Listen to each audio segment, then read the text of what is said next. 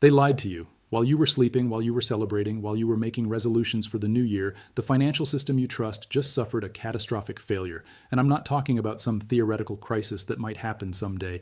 I'm talking about something that happened in the last 72 hours. Something so significant, so devastating that when historians look back at January 2026, they will mark this as the moment everything changed. Look at your calendar right now. It's January 1st, 2026. Happy New Year. But there's nothing happy about what I'm about to reveal to you. Because while the champagne was flowing and the fireworks were exploding, the largest wealth transfer in modern financial history began. Not next month, not next week, it started 48 hours ago.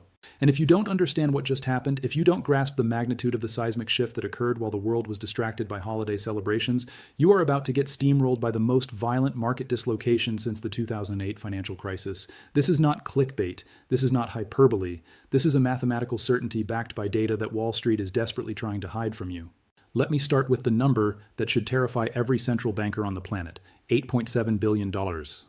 That's how much emergency liquidity the Federal Reserve has injected into the banking system in the last 96 hours, not 8.7 million billion, with a B. And this wasn't announced on CNBC. This wasn't headlined in the Wall Street Journal. This was done in the shadows, in the dead of night, through emergency repo operations that most retail investors don't even know exist. Why? Because a major financial institution, we still don't know which one, but the forensic evidence points to one of the big four bullion banks, was on the verge of complete collapse. They were drowning in their short silver positions. The margin calls were coming in waves. And without that $8.7 billion life preserver thrown by the Federal Reserve, we would have woken up on New Year's Day to news of a Lehman Brothers-style implosion. But here's what the Fed doesn't want you to understand. Here's the dirty secret they're hiding behind technical jargon and balance sheet manipulation. That $8.7 billion didn't solve anything. It didn't fix the underlying problem. It just bought them time. Maybe a few weeks, maybe a few days. Because you cannot print your way out of a physical shortage. And right now, as I speak to you on January 1st, 2026, we are staring at the most severe physical silver shortage in recorded history. Let me give you the numbers that prove beyond any shadow of doubt that the game is over. In the last 72 hours, 127 metric tons of silver have been physically withdrawn from the Shanghai Gold Exchange. Not traded, not shuffled around on paper, physically removed, loaded onto trucks, driven into private vaults, disappeared from the global supply chain forever. 127 tons in 72 hours, that's over 4 million troy ounces. To put that in perspective, that's roughly equivalent to the entire annual production of a large primary silver mine. Gone in 3 days. The Shanghai Gold Exchange registered inventory, which stood at 755 tons just 4 days ago, has now collapsed to 628 tons. That's a 16.8% drop in less than a week. We are watching the liquidation of an entire exchange in real time. And when you dig into who's taking this metal, when you follow the paper trail, you realize this isn't random. This isn't market forces. This is coordinated strategic resource capture by the Chinese government and their state-owned enterprises. They're not buying silver to trade it. They're not accumulating it for investment returns. They're securing it because they know something you don't. They know that in exactly 32 days on February 2nd, 2026, the global silver market is going to experience a supply shock so severe that the price won't just double or triple. It will go vertical. It will hit what traders call no offer. That means there will be buyers at any price, but no sellers willing to part with their metal. Why February 2nd? Because that's when the full weight of China's export restrictions, combined with 3 other catastrophic supply disruptions that I'm about to reveal, creates a perfect storm that the paper-silver market cannot survive. But we're getting ahead of ourselves. First, you need to understand exactly what happened in the last 72 hours, because the chaos we witnessed over New Year's weekend was just the opening act. The real show starts today. Let me walk you through the timeline of the collapse, minute by minute, so you can see the pattern. So you can see how this wasn't a series of random events, but a carefully orchestrated demolition of the paper-silver pricing mechanism. December 30th, 8:47 a.m. Eastern Time. The Federal Reserve executes an emergency repo operation.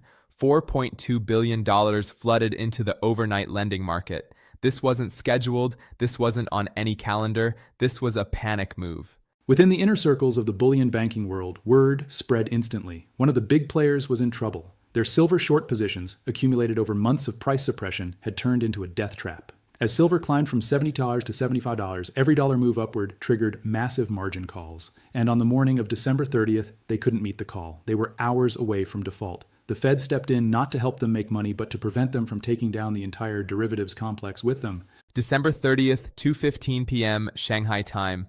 While New York was still asleep, the Shanghai Gold Exchange processed a withdrawal of 67 tons of physical silver, the largest single-day withdrawal in the exchange's history. This wasn't spread across multiple parties. This was one entity, one massive withdrawal, one calculated move to remove 2.1 million ounces from the global supply chain in a single transaction. Who was it? The exchange doesn't publish names, but the circumstantial evidence is overwhelming. The size of the withdrawal, the timing just days before China's export restrictions tighten, the fact that it happened through state-controlled channels, all of it points to this being a sovereign-level operation. Beijing gave the order, the state-owned enterprises executed, and 67 tons of silver disappeared from the market. December 30th, 4:30 p.m. Shanghai time, the knockout punch. The Chinese government issues an emergency directive. All existing silver export contracts are suspended pending review. Any silver in transit to foreign destinations must be recalled immediately. This wasn't the scheduled export ban that everyone knew was coming on January 2nd. This was an early activation. They pulled the trigger 8 hours ahead of schedule. Why? Because they saw the panic building. They saw Western buyers trying to front-run the deadline, and they decided to slam the door shut while those buyers were still halfway through. Think about what this means for any company that had a contract to receive Chinese silver in January. Solar panel manufacturers, electronics firms, battery makers, all of them just got a notification that their supply is gone. Their contracts are void, their production lines are about to go dark. And there's nothing they can do about it because you can't sue a sovereign government for changing its export laws. December 31st, 9:23 a.m. Eastern Time. The second wave hits. The Fed executes another emergency repo operation. $2.8 billion, that brings the total to $7 billion in less than 48 hours. But the stress isn't easing, it's intensifying. Because on December 31st, something unprecedented happened at the COMEX. The delivery demands exploded.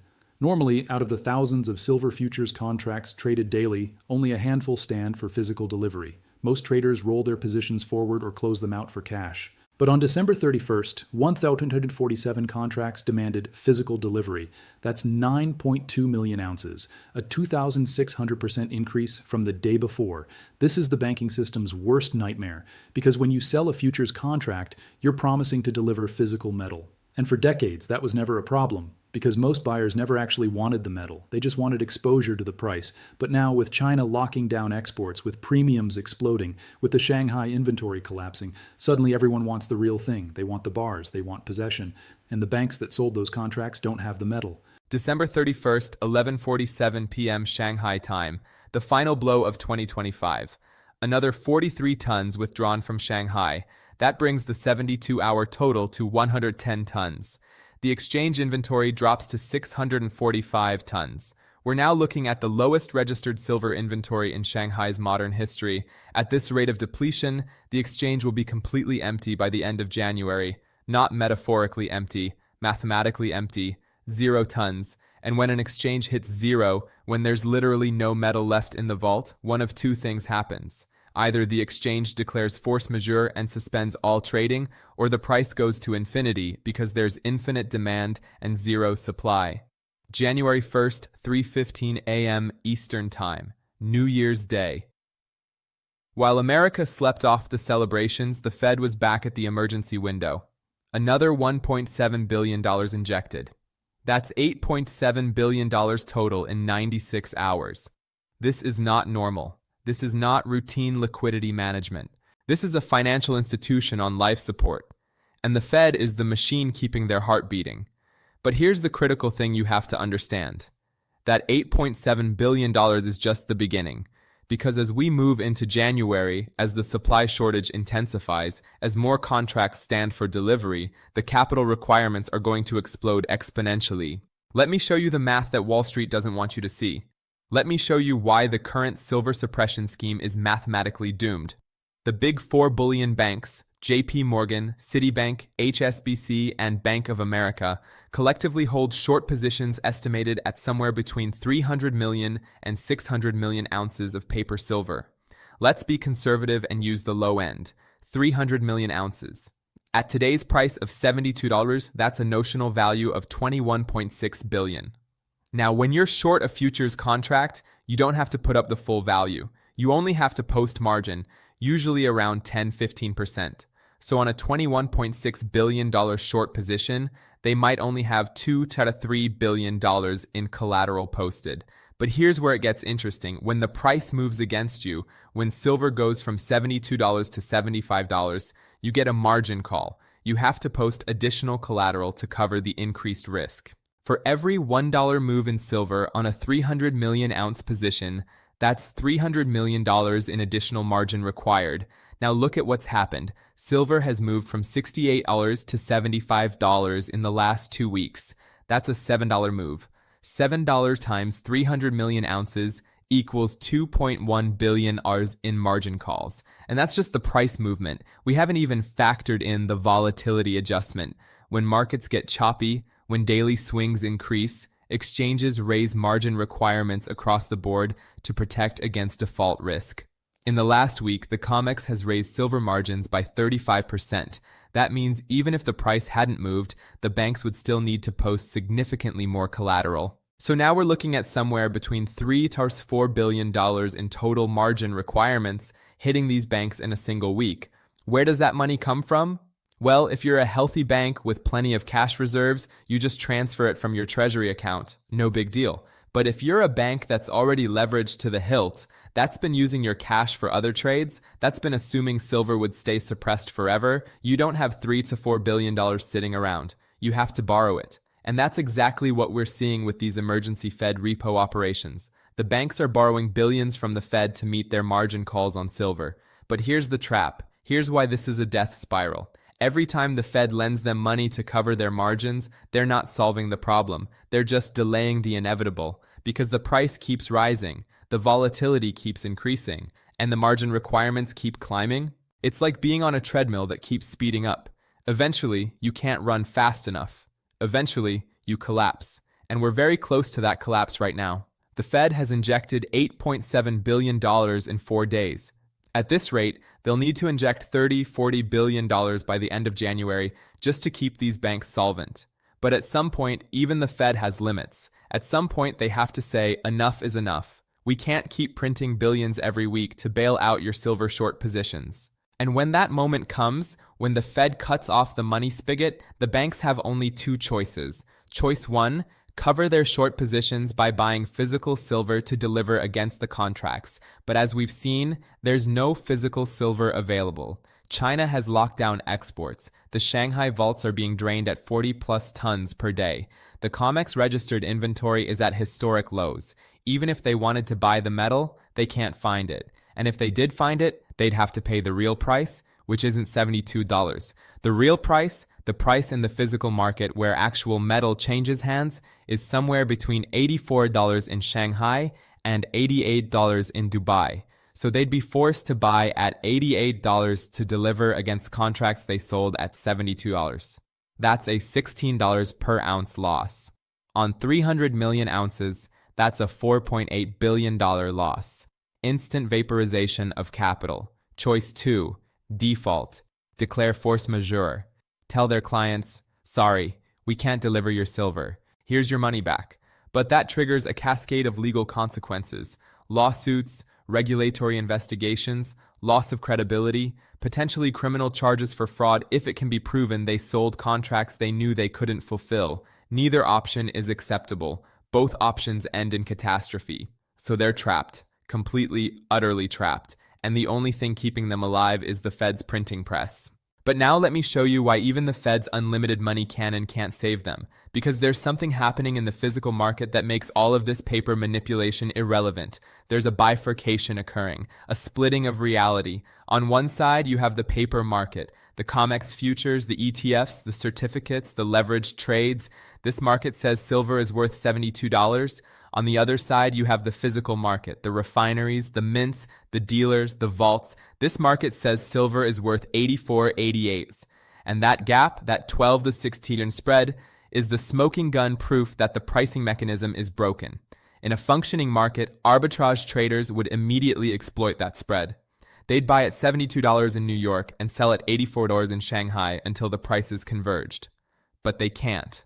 Because you can't get the metal out of New York fast enough to ship it to Shanghai. And even if you could, China won't let it in anymore because of the export restrictions. The arbitrage is mathematically impossible. The bridge between the two markets has collapsed, and when that happens, when paper and physical completely decouple, the paper price becomes irrelevant. It becomes a ghost, a number on a screen that has no connection to reality. We saw this exact pattern in the nickel market in 2022. The London Metal Exchange had to suspend trading because the paper price and the physical price diverged so dramatically that the entire market seized up. Positions couldn't be settled. Contracts couldn't be delivered. The exchange had to halt everything and unwind trades at artificially determined prices. Billions of dollars in losses were socialized across the market, and we're about to see the same thing happen in silver. Except it's going to be worse. Much worse. Because nickel is primarily an industrial metal with a relatively simple supply chain. Silver is both an industrial metal and a monetary metal with global geopolitical implications. When the silver market breaks, it doesn't just affect traders. It affects solar panel production. It affects electronics manufacturing. It affects battery technology. It affects monetary policy. It sends shockwaves through every sector of the economy. And those shockwaves are about to hit. Because in exactly 32 days, on February 2nd, 3 separate supply disruptions converge simultaneously. Let me walk you through what I call the February 2nd convergence, the event that will send silver into the stratosphere. Disruption 1, the China export ban full enforcement. Yes, we know the ban technically started January 2nd, but there's a difference between the law going into effect and the law being enforced. For the first 30 days, there's a grace period, existing shipments can be completed, paperwork can be processed, companies can apply for special exemptions, but on February 2nd, that grace period ends. On February 2nd, the customs enforcement goes into high gear. Any silver trying to leave China gets seized.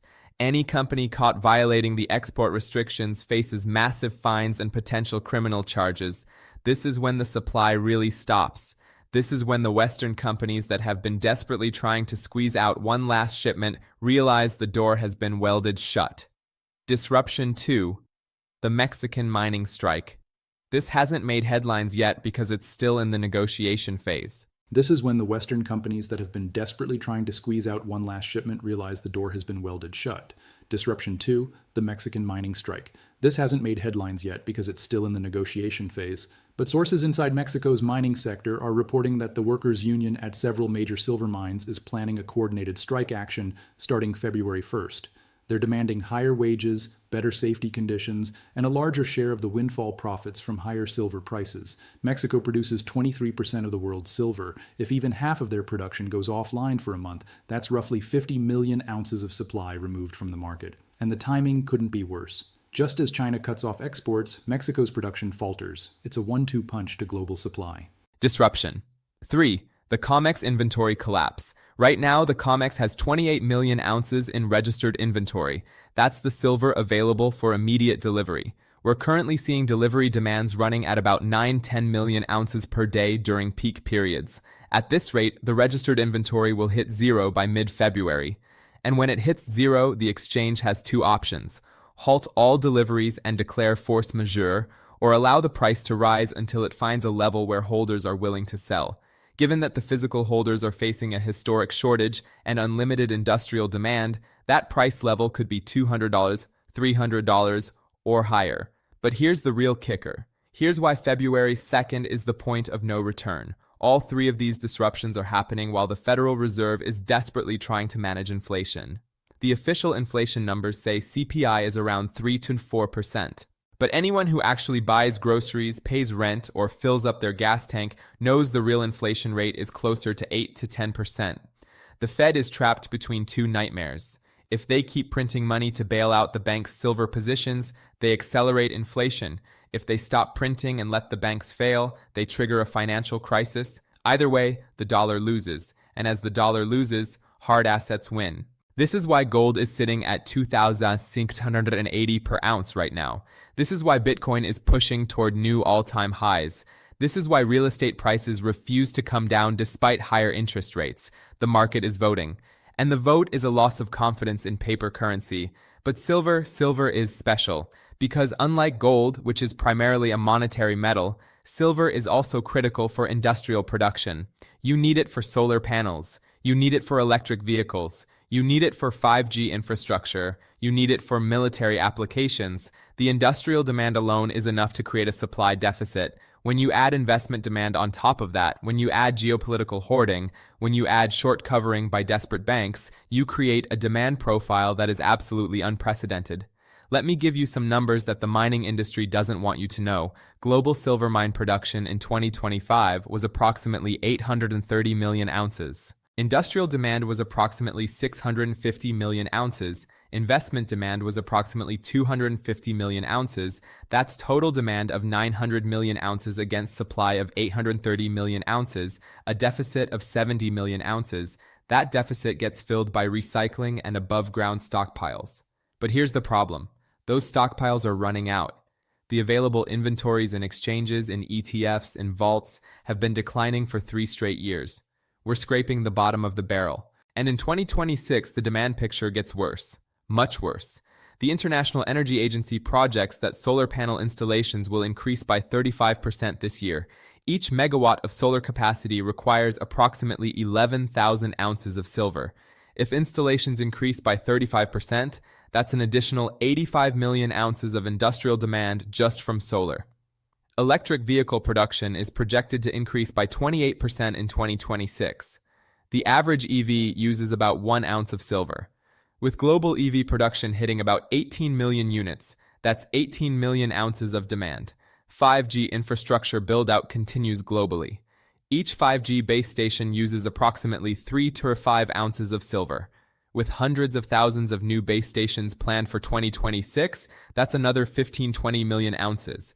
Add it all up, and we're looking at industrial demand increasing by about 120 million ounces in 2026.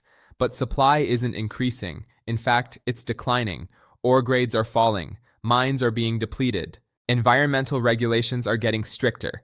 The capital investment in new mining projects has been woefully insufficient for the last decade. So we're looking at a structural deficit of potentially 150-200 million ounces in 2026. That's 20-25% of global mine production. That kind of deficit doesn't get solved by minor price adjustments. That kind of deficit requires a complete repricing of the asset. Now let's talk about the elephant in the room, the US dollar, because everything I've told you so far assumes the dollar remains relatively stable. But what if it doesn't? What if the very foundation of the global monetary system is cracking? Look at what's happening right now. The Federal Reserve's balance sheet is still above $7 trillion. For context, it was under $1 trillion before 2008. They've increased the money supply by over 700% in less than 20 years. The M2 money supply, which measures all the dollars in checking accounts, savings accounts, and money market funds, has exploded from $8 trillion in 2008 to over $21 trillion today. That's a 160% increase. Where did all those dollars come from? They were printed, created out of thin air, backed by nothing except the government's promise to pay, which is backed by the government's ability to tax or borrow or print more money. It's a circular logic that only works as long as people have faith in the system. But that faith is eroding. Look at what's happening in the Treasury market. The US government is now paying over $1 trillion per year just in interest on the national debt. That's more than the entire defense budget, more than Medicare, more than Social Security, just the interest. And as interest rates remain elevated, that number is going to keep climbing. Eventually, the only way to pay the interest is to print more money. And when you print money to pay interest on money you previously printed, you're in a death spiral. This is why foreign central banks are diversifying out of dollars. China has reduced its U.S. Treasury holdings by over $300 billion in the last 3 years. Japan, traditionally the largest foreign holder of U.S. debt, has also been reducing its position. Who's buying the debt that foreigners are selling? The Federal Reserve. The government is essentially printing money to buy its own debt.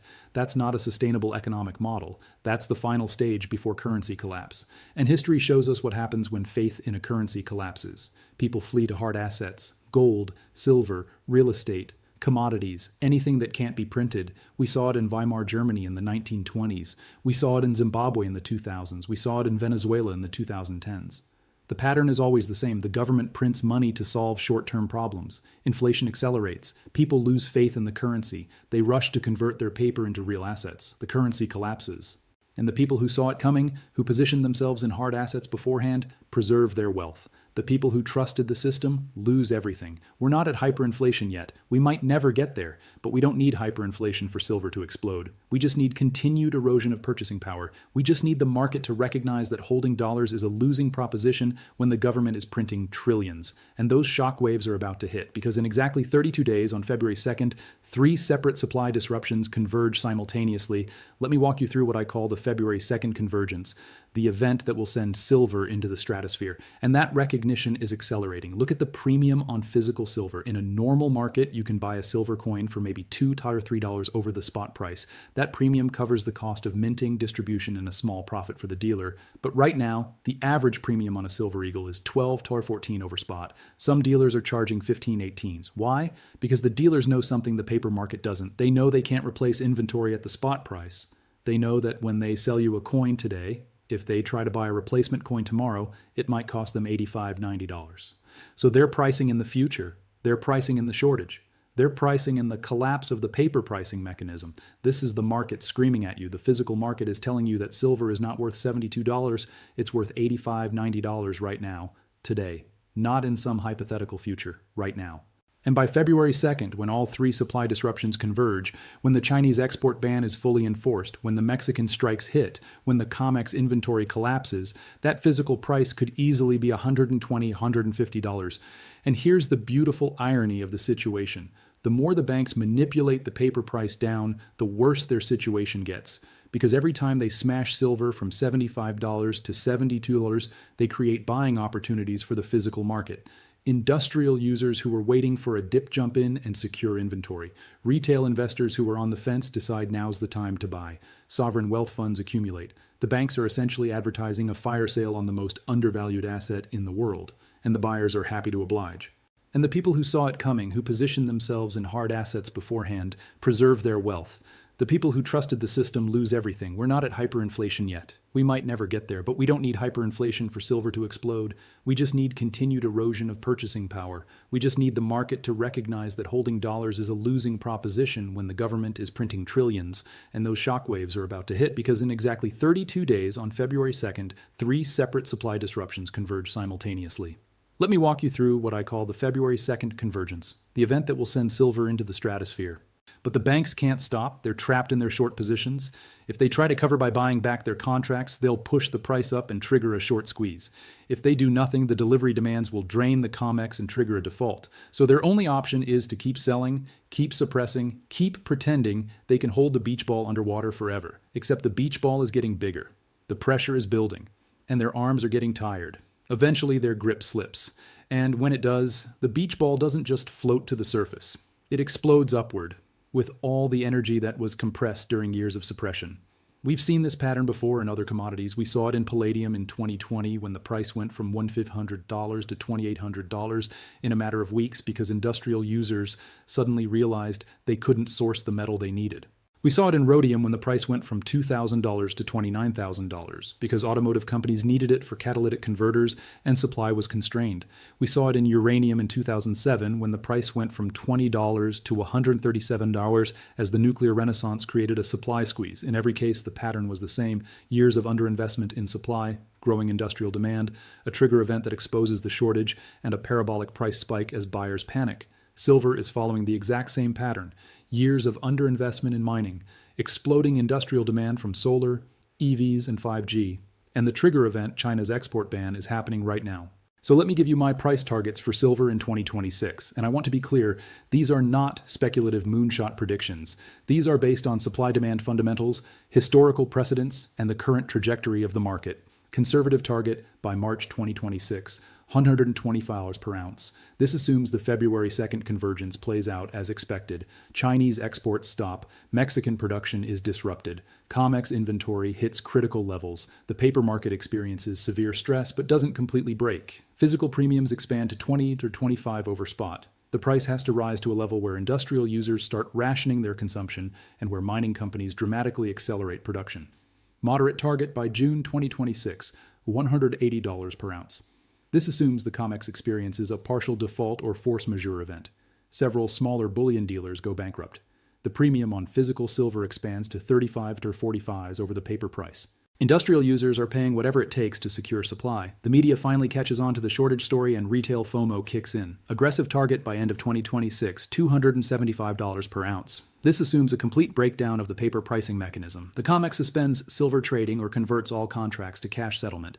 Physical silver essentially disappears from the retail market. What little is available trades at enormous premiums. The gold to silver ratio collapses from 35.1 to 15:1 or lower as silver catches up to decades of undervaluation. Extreme scenario? No offer. This is what happens if there's a genuine panic. If a major solar manufacturer announces they're halting production due to silver shortage. If a government invokes emergency powers to commandeer silver supplies. If the banking crisis spreads beyond the bullion banks. In this scenario, silver doesn't just go to $300 or $400. It goes to whatever price is necessary to clear the market. And that price might be $500, $750 or higher. We've never seen what happens when an industrial metal with monetary properties experiences a true supply shock in a world where central banks are printing trillions and trust in fiat currencies is collapsing. We're about to find out. Now, I know what you're thinking. This sounds too extreme. This sounds like fear-mongering. But let me ask you this. Would you have believed 4 days ago that the Fed would inject $8.7 billion in emergency funding over a holiday weekend? Would you have believed that China would pull 127 tons of silver from the Shanghai vaults in 72 hours? Would you have believed that COMEX delivery demands would spike by 2,600% in a single day? All of those things happened. All of those supposedly impossible scenarios played out in real time. So when I tell you that silver is going to $150, $200 or higher, I'm not speculating. I'm extrapolating from the data we're seeing right now. The shortage is real. The manipulation is failing. The system is breaking. And the only question is how fast it happens. Here's what you need to do right now if you want to position yourself on the right side of this wealth transfer. First, if you own physical silver, do absolutely nothing. Don't sell, don't trade, don't try to time the market, just hold. Your silver is your insurance policy against the collapse of the paper monetary system. Every ounce you own is an ounce that the desperate banks cannot access to cover their shorts. You are the immovable object that stops their game. Second, if you have silver in paper form, ETFs, unallocated accounts, bank certificates, you need to convert to physical immediately. In a force majeure scenario, paper claims get settled in cash while physical owners keep their metal. The counterparty risk in paper silver is at historic highs. If you can't hold it, you don't own it. Third, if you've been waiting for a pullback to buy, stop waiting. The window is closing. Yes, premiums are high. Yes, delivery times are long, but they're only going to get worse. The dealers who still have inventory are raising prices every day. We're hearing reports of product being pulled from websites because dealers don't trust they can replace it. If you can find silver at any reasonable premium right now, buy it. Fourth, prepare for extreme volatility. The banks are going to fight. You might see brutal price smashes designed to trigger panic selling. You might see silver drop to $68 or even $65 on paper. But check the physical premiums. If paper drops to $65 but dealers are selling at $95, which price is real? The manipulation is losing its power. Fifth, watch the inventory numbers. The registered silver at COMEX is published daily. Shanghai publishes weekly. These numbers will tell you when the system is reaching the breaking point. If COMEX registered falls below 15 million ounces, we're in the red zone. If Shanghai falls below 400 tons, it's panic mode. Sixth, ignore the mainstream media. When silver starts its real move, when it breaks through $100 and heads toward $150, the financial press will trot out every bear argument they can find. They'll compare it to the Hunt Brothers bubble of 1980. They'll interview experts who say it's overvalued. They'll try to scare you into selling. Don't listen. The Hunt Brothers were trying to corner the market through leverage and manipulation. What's happening now is the opposite. It's a genuine supply shortage meeting explosive industrial demand. Seventh, understand this is about more than just making money. This is about preserving wealth through a monetary transition. The dollar-based system that's existed since 1971 is breaking down. We're moving toward a multipolar world where hard assets matter more than paper promises. Silver, along with gold, is going to be one of the key stores of value in that new world. The Chinese understand this. That's why they're hoarding it. The question is, do you? Let me paint you a picture of what daily life might look like in February if this scenario plays out as I expect. You wake up on February 3rd and check your phone. Silver opened at $94 and is climbing. By noon, it's at $108.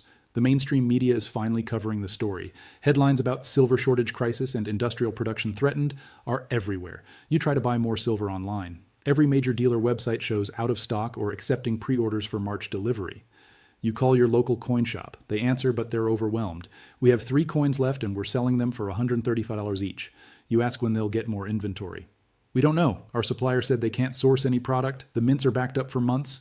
You check the COMEX registered inventory, it's at 8 million ounces and dropping fast. Rumors are spreading on social media that the exchange is going to halt silver trading.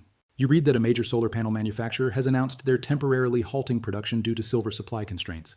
Their stock is down 18% in pre-market trading. By the evening, silver has hit $127. The talking heads on CNBC are in panic mode. Some are calling it a bubble, others are calling it a crisis. One analyst says, if you don't own physical silver right now, you're not going to be able to get it at any reasonable price. The next morning, you check your portfolio. The silver you bought at 72 Rs is now worth 140 Taler. You feel vindicated but also concerned because you wish you'd bought more. You try again to find more silver. Still nothing available. The premiums are now $45, $50 over the paper spot price.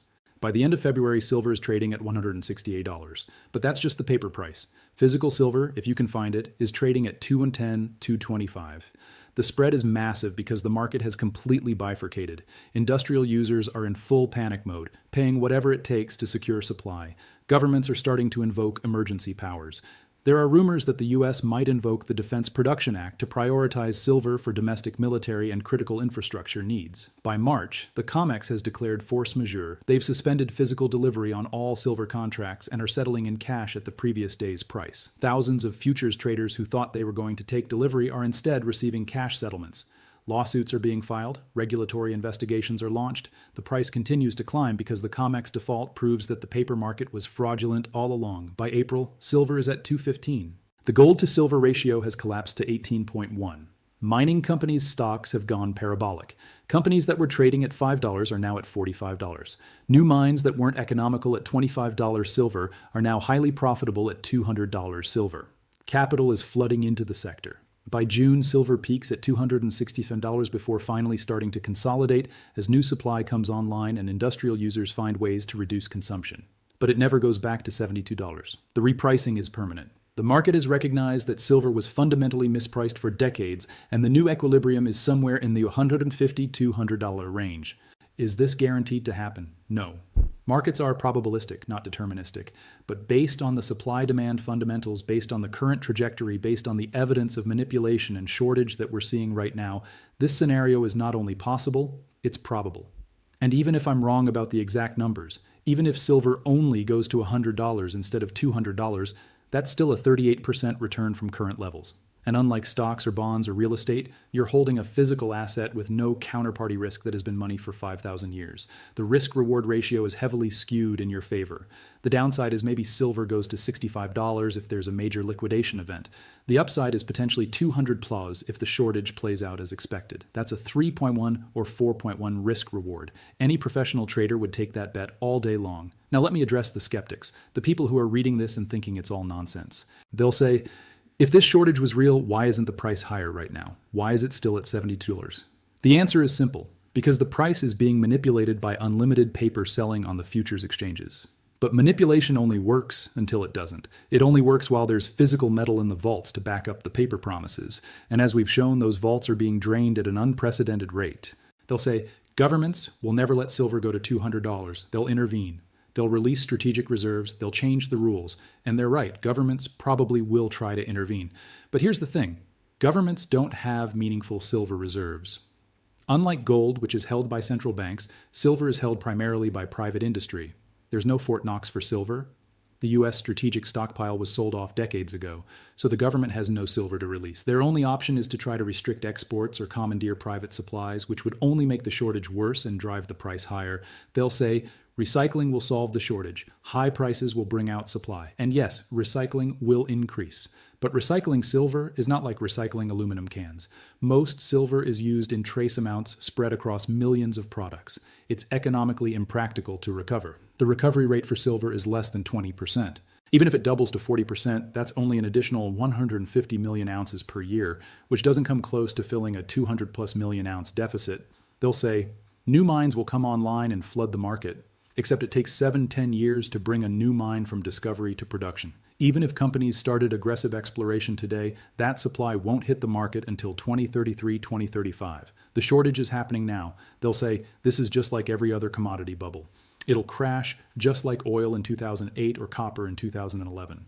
Except those weren't genuine supply shortages. Those were demand-driven spikes that reversed when the economy slowed. What we're seeing in silver is a structural supply deficit combined with industrial demand that's non-negotiable. You can't build a solar panel without silver. You can't make it work with less silver. You either have it or you don't.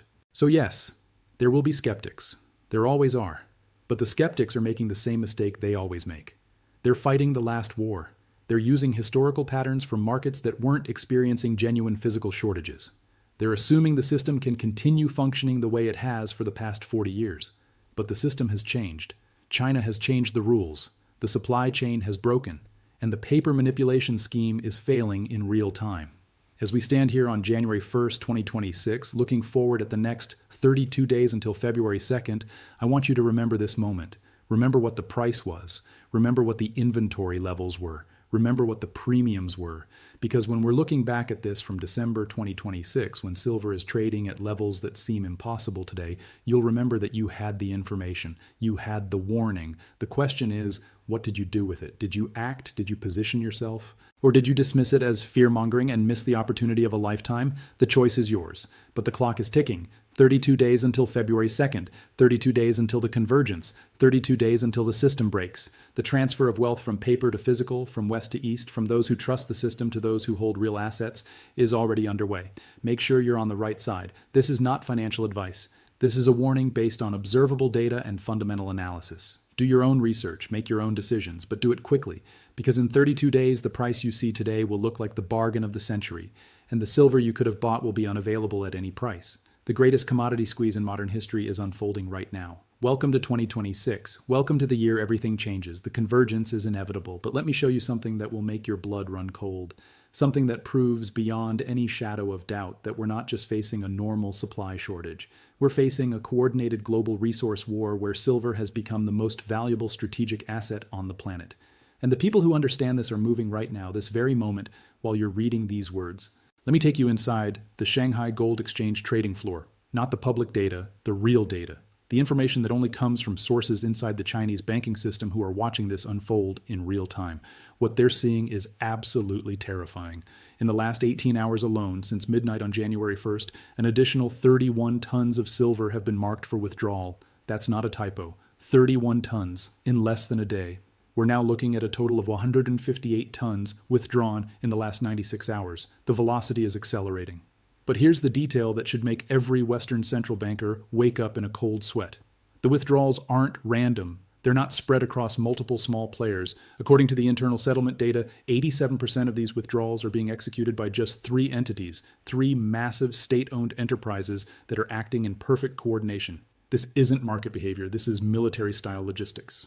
They have a target, they have a timeline, and they're executing with precision. The first entity is a battery conglomerate that supplies over 40% of the world's EV batteries. They've withdrawn 52 tons in the last 4 days. That's enough silver to produce batteries for approximately 1.6 million electric vehicles. They're not buying for current production needs. They're buying for the next 2 years of production. They're securing their supply chain before the competition even realizes there's a problem. The second entity is connected to the Chinese military-industrial complex. The specifics are classified, but based on the withdrawal patterns and the delivery destinations, intelligence analysts believe this silver is going into advanced weapons systems, hypersonic missiles, drone technology, electromagnetic pulse weapons. Every modern weapon system is utterly dependent on silver for its guidance systems and electronic components. China is stockpiling the raw materials for military supremacy. The third entity is the most interesting. It's a quasi-governmental investment fund that operates like a sovereign wealth fund, but with more flexibility. They've withdrawn 38 tons, and according to shipping manifests, that silver isn't going to factories. It's going into deep storage vaults in undisclosed locations. This is pure strategic hoarding. They're treating silver like the US treats its oil reserves, as a national security asset that must be controlled at all costs. Now let me show you what's happening simultaneously in the Western banking system. Because while China is vacuuming up physical metal, the paper shorts in New York are experiencing what can only be described as a slow-motion heart attack. I have confirmation from 3 separate sources inside the futures trading desks at major banks that the internal stress tests they're running are showing apocalyptic scenarios. One bank ran a simulation. What happens if silver hits $95 by February 15th? The result? Their commodities desk would need an immediate capital injection of $6.8 billion to avoid margin liquidation. Not over months. Immediately. Where would that $6.8 billion come from? They don't have it. They'd have to either get emergency funding from the Fed, or they'd have to start liquidating other positions, stocks, bonds, anything they could sell to raise cash. But if they start liquidating other positions in a panic, those markets would crash, triggering a cascade across the entire financial system. Another bank ran an even more terrifying scenario. What happens if the COMEX registered inventory drops below 10 million ounces? The answer: immediate force majeure declaration, complete suspension of physical delivery, cash settlement of all contracts at an administratively determined price. And here's the kicker: that administratively determined price would likely be far below the true market price, meaning everyone holding futures contracts expecting to take delivery would get pennies on the dollar compared to what the metal is actually worth. But the most terrifying simulation came from the bank that's believed to be the most heavily short. They ran a worst-case scenario. What if 3 of these things happen simultaneously? China accelerates withdrawals beyond current pace, a major industrial user publicly announces they cannot source adequate silver supplies, and retail investment demand spikes due to media coverage of the shortage. The result of that simulation: total systemic failure within 72 hours. Not of just the silver market, of the entire commodities complex. Because if silver breaks, if the market sees that the COMEX cannot fulfill its delivery obligations, every other commodity market becomes suspect. Traders start demanding delivery on gold, copper, platinum. The whole fractional reserve futures system collapses like a house of cards, and we're not talking about some distant theoretical possibility. We're talking about February, next month, 32 days from now. The people running these simulations are not sleeping well. I know this because several of them have quietly started buying physical silver for their personal accounts. Think about that.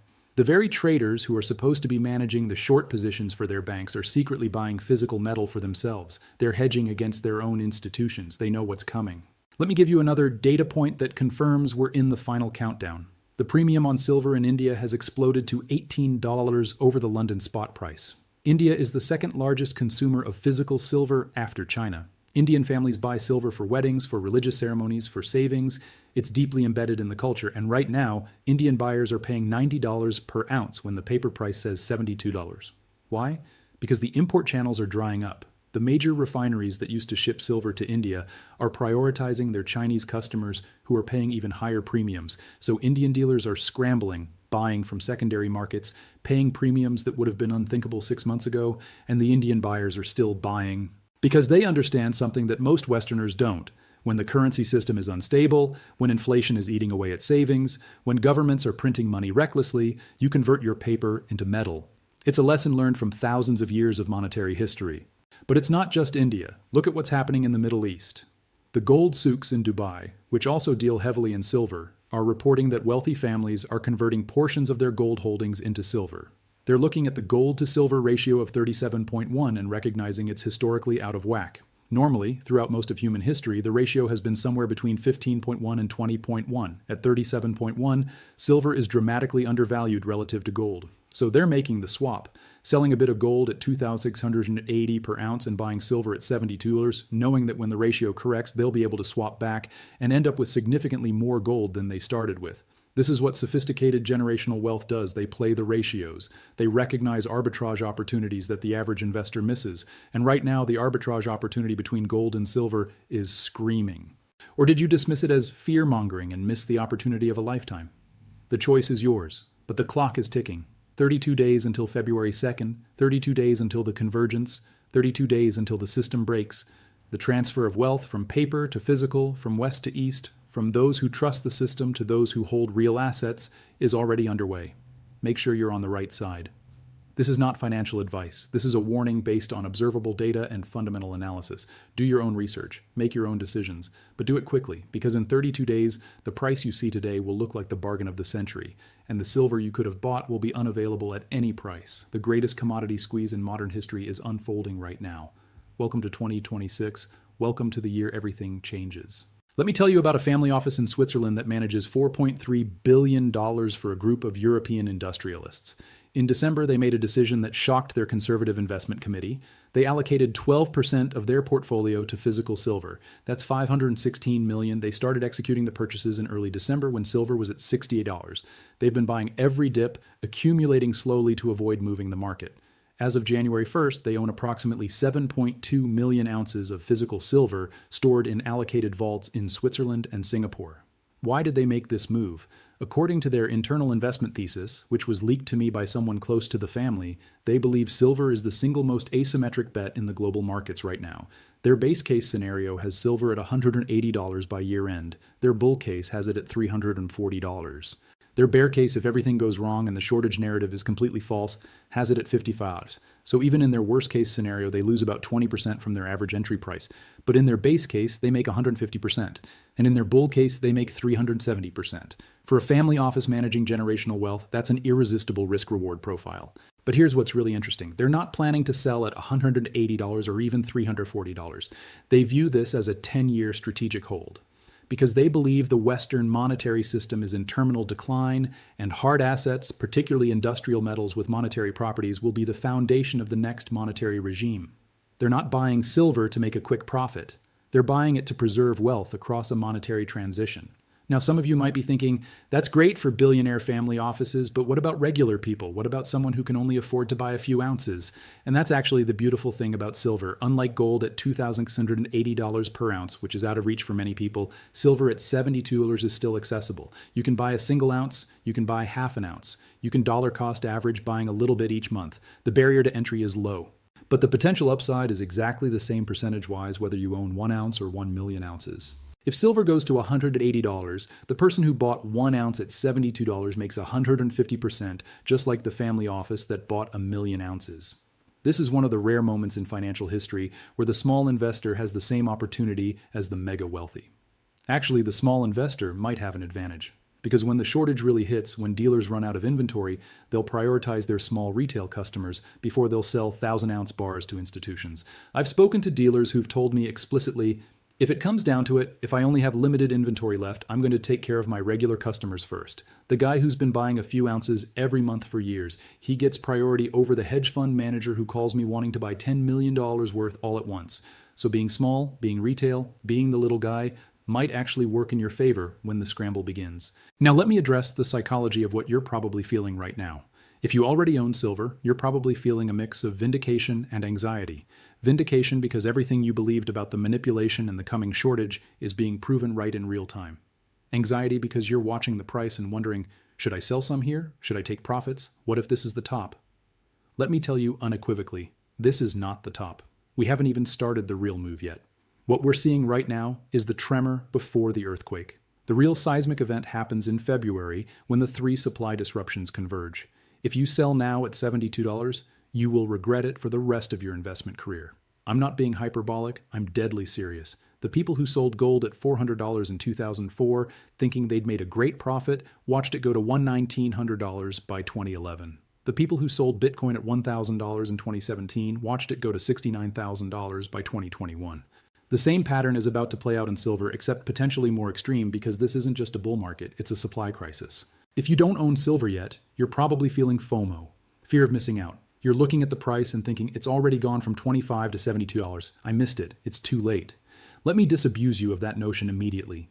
You haven't missed anything. The main event hasn't even started. Buying silver at $72 today will look like the opportunity of a lifetime when it's trading at $180 in 6 months. I know it's psychologically difficult to buy something after it's already tripled. Every instinct tells you to wait for a pullback. But in a genuine shortage, pullbacks are traps. They're opportunities for the market to shake out weak hands before the next leg up. If you wait for silver to drop back to $65 or $60, you might wait forever. And even if it does briefly dip, by the time you see it and decide to act, it'll already be back at $75. The market moves faster than your ability to react. The only winning strategy in a shortage is to buy as much as you can as soon as you can and then hold on for dear life. Everything else is just gambling.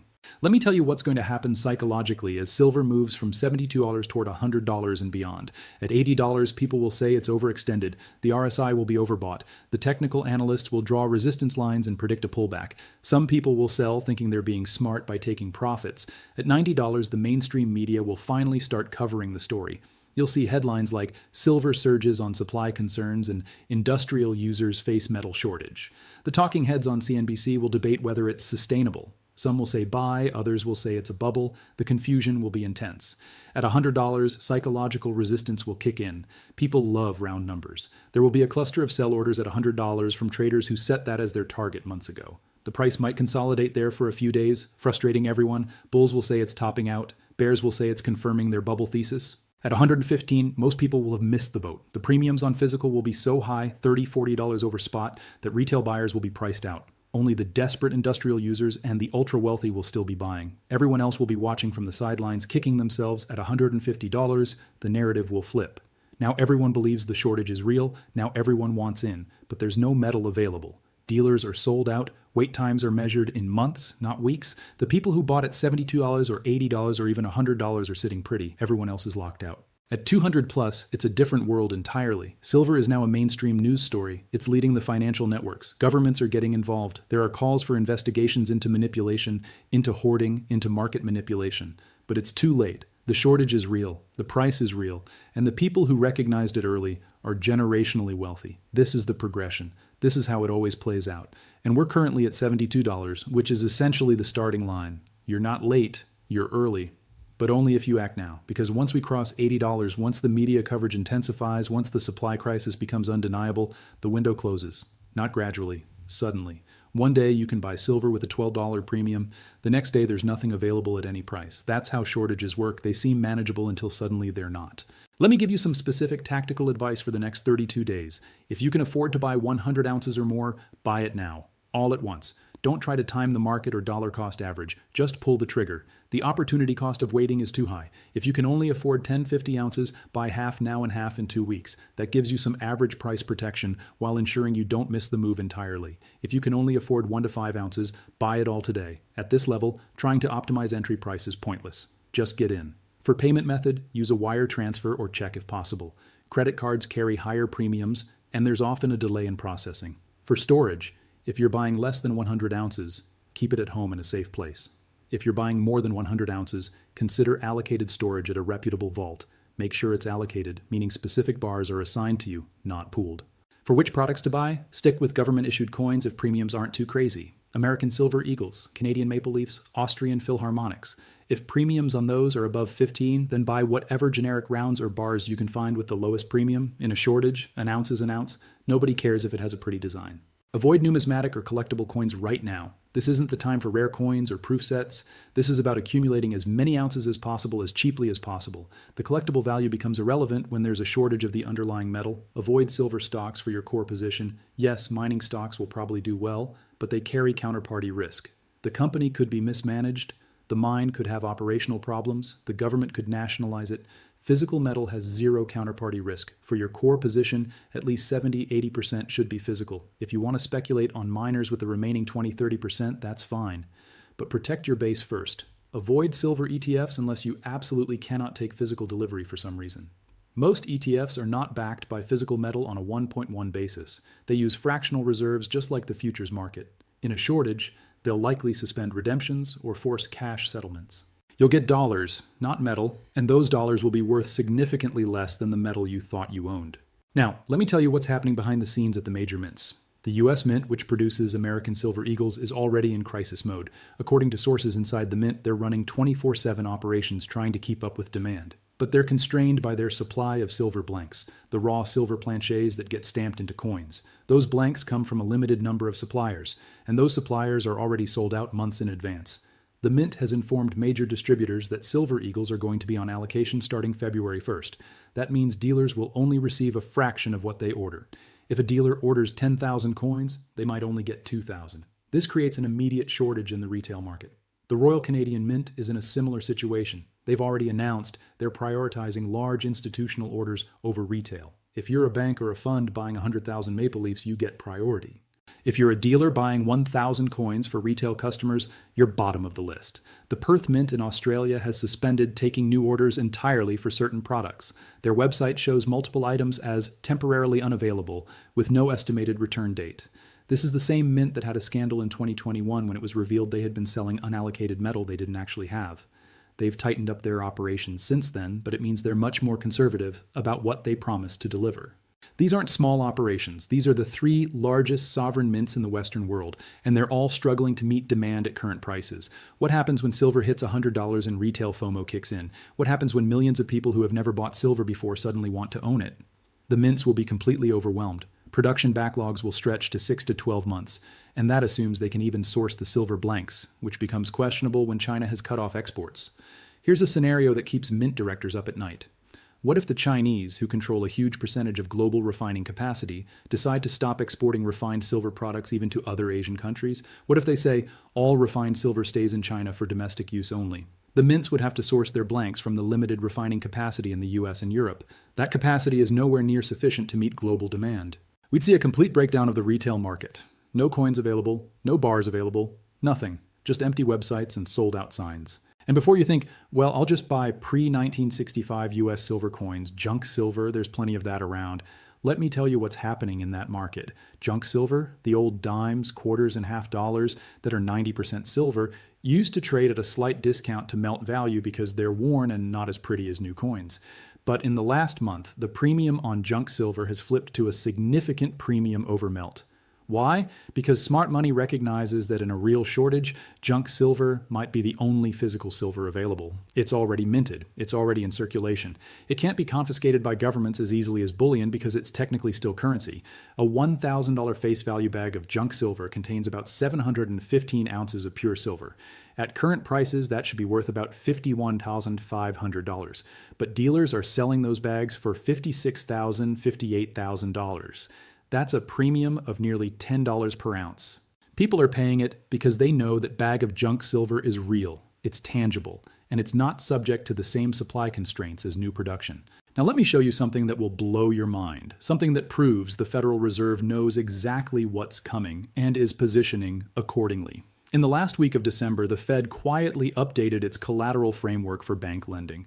Buried in the technical jargon is a new provision that allows banks to post physical precious metals as collateral for short-term loans. This is huge. This is unprecedented. Why would the Fed suddenly start accepting gold and silver as collateral unless they believed that precious metals were about to become significantly more valuable and more trusted than other forms of collateral? Think about what this means. The Fed is essentially admitting that physical metal is a better form of collateral than treasury bonds or mortgage-backed securities. They're admitting that in a crisis, banks might need to pledge their gold and silver to get emergency funding. This is a massive shift in policy that went almost completely unnoticed by the media. But it didn't go unnoticed by the banks. Within 48 hours of that policy change, 3 major banks filed paperwork to increase their physical precious metals holdings. Not ETFs, not futures, physical metal in vaults. They're taking the Fed's hint and loading up on the assets that the Fed itself is now recognizing as premium collateral. Do you see what's happening? The very institutions that have been suppressing the price of silver through paper manipulation are now scrambling to acquire physical metal for their own balance sheets. They know the game is ending. They're trying to get out before the door slams shut. And when the banks are fighting each other for physical metal, when they're pulling in every favor, using every connection, paying premiums they would never normally pay, what chance do you think retail investors have? What chance do you think you have if you wait another month to make your decision? The answer is 0. You'll be locked out completely. Let me tell you about the phone call that happened on December 29th. A senior executive at one of the world's largest silver mining companies received a call from a representative of the Chinese government. The conversation was polite but direct. We would like to discuss a long-term supply arrangement for your mine's production. We are prepared to offer a premium over market price in exchange for guaranteed delivery to Chinese smelters. We can offer financing for mine expansion if needed. And we can move very quickly on this agreement. The mining executive was intrigued but cautious. He asked, what kind of premium are we talking about? The answer, we are prepared to pay $8 to $10 over spot for the next 5 years of production. Think about that. The Chinese government is offering to pay $80, $82 per ounce for silver when the current spot price is $72. For 5 years, locked in. Why would they do that unless they believed the actual market price was going significantly higher? Why lock in at $80 unless you think the market price will be $100, $150, or $200? The mining executive asked for time to consider the offer, but the Chinese representative made it clear. This offer expires January 15th. After that date, the terms will be significantly different.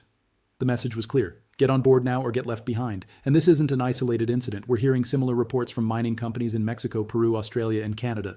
The Chinese are going mine to mine, trying to lock up future production before the market realizes how valuable that production is going to be. Some mining companies are taking the deals. Others are holding out, betting they can get better prices on the open market. But here's the thing.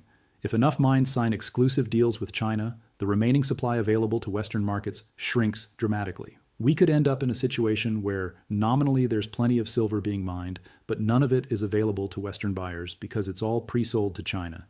This is economic warfare dressed up as business deals. China is using its financial power to corner the physical market, not through manipulation or market games, but through straightforward contracting. They're offering prices that miners can't refuse, locking up supply for years in advance, and ensuring that when the shortage hits, they'll have metal while everyone else is scrambling. And there's nothing illegal about it. It's just good strategy. But it's devastating for anyone who hasn't prepared. If you're a solar panel manufacturer in the United States and you haven't secured your silver supply, you're going to find that there's no silver available at any price because it's all going to China. Your production line stops. Your company faces bankruptcy. Your employees lose their jobs, all because you didn't recognize the supply crisis soon enough. This is why some industrial users are panicking right now. This is why Tesla and Samsung are buying 6 months of inventory instead of 2 weeks. They see the writing on the wall. Now let me address a question I'm sure many of you have. If this is all true, if the shortage is really this severe, why isn't the government doing something? Why isn't there an emergency task force or a strategic initiative to increase production? The answer is both simple and terrifying. By the time governments recognize the problem and mobilize a response, it'll be far too late. Government moves slowly. Committee meetings, impact studies, environmental reviews, budget approvals. By the time they get through all that bureaucracy, we'll be in the middle of 2027 and the damage will be done. Plus, many government officials don't even understand the problem. They don't follow commodity markets. They don't understand supply chains. They assume that if there's demand, the market will create supply. They believe in textbook economics where prices equilibrate and everything works out. They don't understand that in the real world, you can't just flip a switch and create a new silver mine. It takes a decade and billions of dollars in investment. There is one government that understands this perfectly, and that's China. This is why they're moving so aggressively. They've done the math, they've run the projections. They know that controlling silver gives them leverage over the entire green energy transition. Every Western country has pledged to hit net zero carbon emissions by 2050. Every one of those countries has plans to massively expand solar power, and every solar panel requires silver. If China controls the silver supply, they effectively control whether those countries can meet their climate goals. It's leverage, it's power, and they're seizing it right now while Western governments are still trying to figure out what's happening. By the time the US government realizes there's a silver crisis, by the time they hold hearings and draft legislation and appropriate funds, China will already control 60 to 70% of global supply through long-term contracts and stockpiles. The game will be over. And the only question will be how much the West is willing to pay to buy back access to a resource they should have secured years ago. Let me paint you one final picture. It's March 15th, 2026. Silver opened this morning at 187s and is climbing. The COMEX suspended trading 2 weeks ago after failing to deliver on 6,000 contracts. Class action lawsuits have been filed. The CFTC has launched an investigation, but it's all too little too late. Physical silver, if you can find any, is trading at $230, $240 per ounce. The premium over the last quoted COMEX price is over $50. Dealers have nothing in stock. Mints have waiting lists that stretch into 2027. Industrial users are in full crisis mode. 3 solar panel manufacturers have declared bankruptcy because they can't source silver at any price. Electric vehicle production has been cut by 40% globally. The green energy transition has stalled. Governments are scrambling. The US has invoked the Defense Production Act, trying to commandeer domestic silver production for critical industries, but there's barely any production to commandeer. Mexico has nationalized its silver mines, declaring silver a strategic national resource. Peru is considering similar measures. The global trade in silver has essentially frozen as every country hoards what little it has.